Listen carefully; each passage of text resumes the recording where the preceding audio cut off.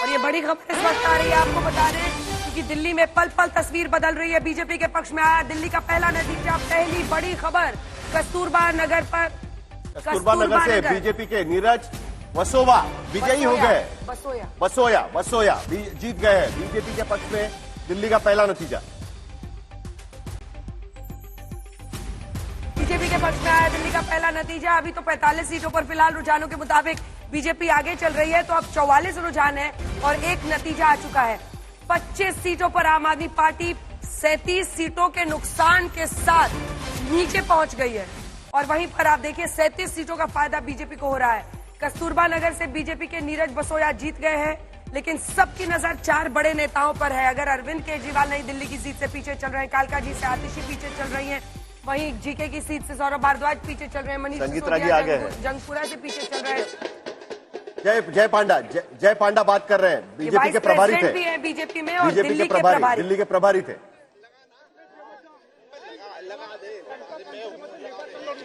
बात कीजिए सुशांत।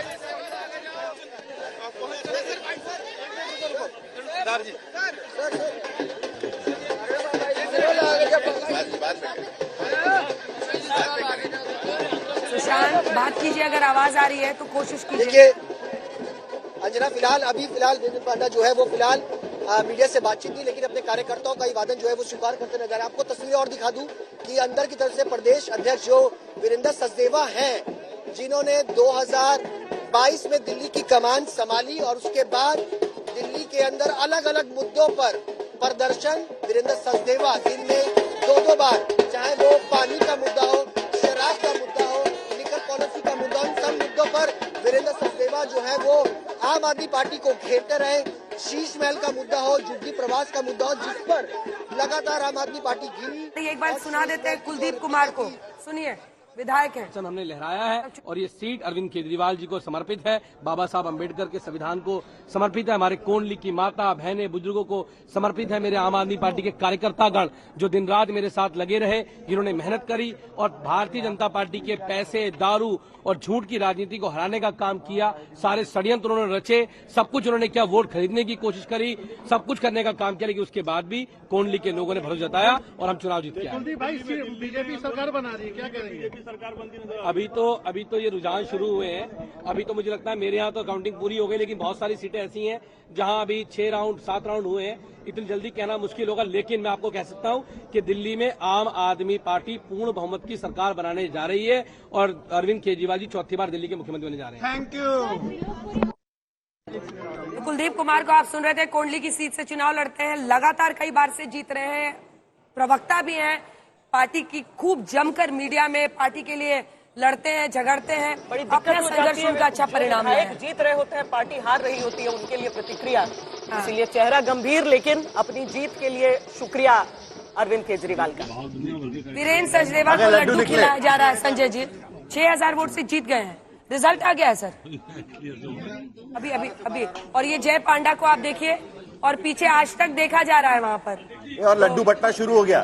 कल से हम बात कर रहे थे लड्डू को लेकर, लेकिन लड्डू बंटना शुरू हो गया। 46 सीटों पर भारतीय जनता पार्टी यहाँ पर आ गई है। जय पांडा के पूरे पॉलिटिक्स, रोहन गुप्ता दिख रहे हैं कांग्रेस से बीजेपी में जाने के बाद, लेकिन पीछे आज तक ही चल रहा है। लेकिन देखिए सबसे दिलचस्प चीज क्या, अनिल बलूनी भी आपको देख रहे हैं, मीडिया इंचार्ज है, और सभी वहां पर जय पांडा दिख रहे हैं। जय पांडा पर मैं चर्चा करना चाहती थी। जय पांडा एक ऐसे व्यक्ति है जो इनको आप बहुत मीडिया में नहीं देखेंगे, बहुत कम बोलते हैं, कहाँ थे ऐसा माना जा रहा था। हाँ, लेकिन वो जमीन में लगातार कैसे संगठनात्मक स्तर पर आपको अपने कार्यकर्ताओं में जान फूंकनी है, उस पर वो दफ्तर से लगातार काम कर रहे थे। अनिल बलूनी लगातार मीडिया प्रभारी बनकर अपने सबसे अच्छे प्रवक्ताओं को दिल्ली के मुद्दे पर भेज रहे थे। दिल्ली भले हाफ स्टेट रहे, दिल्ली भले पूर्ण राज्य न रहे, लेकिन यहाँ की राजनीति फुल से भी अधिक रहती है। और यहाँ पर जब आप चुनाव लड़ते हैं तो एक तरीके से पूर्वांचलियों की संख्या, पहाड़ियों की संख्या, दक्षिण भारतीयों की संख्या जातियों पर हावी रहती है। किस प्रदेश के लोग यहाँ पर रह रहे हैं, किस प्रदेश के लोगों का कितना से है, उन सब को किस तरीके से आपको संतुष्ट रखना है। यानी इसका सीधा सीधा मतलब ये हो जाता है कि दिल्ली की जनता को अपनी बुनियादी चीजें चाहिए थी। अरविंद केजरीवाल ने बिजली बिल माफ और पानी बिल माफ और बिजली बिल हाफ का नारा दिया था, लेकिन लोगों ने कहा पानी तो खरीद के पीना पड़ रहा है। और वो क्यों? क्योंकि पानी साफ नहीं है। देखिए मौसमी कुछ दिखा रही है। जीत गई है बीजेपी। वही दूसरी तरफ जंगपुरा से खबर जैसे ही आई है कि मारवा जीत गए तो यहाँ बीजेपी के झंडे दिख रहे हैं, जय श्री राम के नारे सुनाई दे रहे हैं और काफी विक्ट्री साइन दिखाते हुए आप लोग बड़े खुश नजर आ रहे हैं। मारवा जी जीत चुके हैं, झाड़ू की पूरी हमने सफा कर दी, मनीष सिसोदिया को हमने सीएम चेहरे को हरा के दिखाया।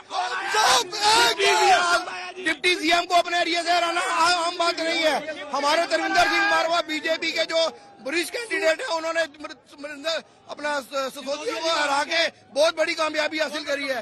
सिसोदिया जी अपने डिप्टी सीएम को हराना बहुत बड़ी बात है। मारवा जी ही नहीं हटाया इसको। जय श्री राम, जय श्री राम, जय श्री राम। यहाँ पे देखिए आप बीजेपी का झंडा नजर आ रहा है पूरे महारानी बाग काउंटिंग सेंटर के बाहर। कुछ इस तरह से बीजेपी के कार्यकर्ताओं का पूरा। हाँ, मौसमी जरा एक बार कंफर्म कर सकती है क्या कि वहां पर मनीष सिसोदिया हार गए हैं और धर्मेंद्र सिंह मारवा वहां पर जीत गए जंगपुरा से? ये आप कंफर्म कर सकती है क्या? क्योंकि अभी अभी एक वहां पर उसके जो समर्थक है वो कह रहे थे कि वो जीत गए। जरा आप कंफर्म कर सकते हैं कि वो अनाउंस हो चुका है कि नहीं हो चुका है? धर्मेंद्र सिंह मारवा जी जो गरीबों के मसीहे थे, आज गरीबों ने उन्होंने वोट दे के एक बहुत बड़ा बीजेपी को चेहरा दिया है जो कभी इतिहास में लिखा जाएगा। अच्छा, यहाँ पे लगातार कमल जो खिलता हुआ नजर आ रहा है और बीजेपी के समर्थक और कार्यकर्ता उनका जोश जो है वो बिल्कुल जरा पैनल के पास चलेंगे। बहुत बड़े धर्मेंद्र सिंह मारवा कांग्रेस पार्टी की तरफ से 3 बार विधायक रहे। जमीनी तौर पर बड़ी लोकप्रियता मारवा की।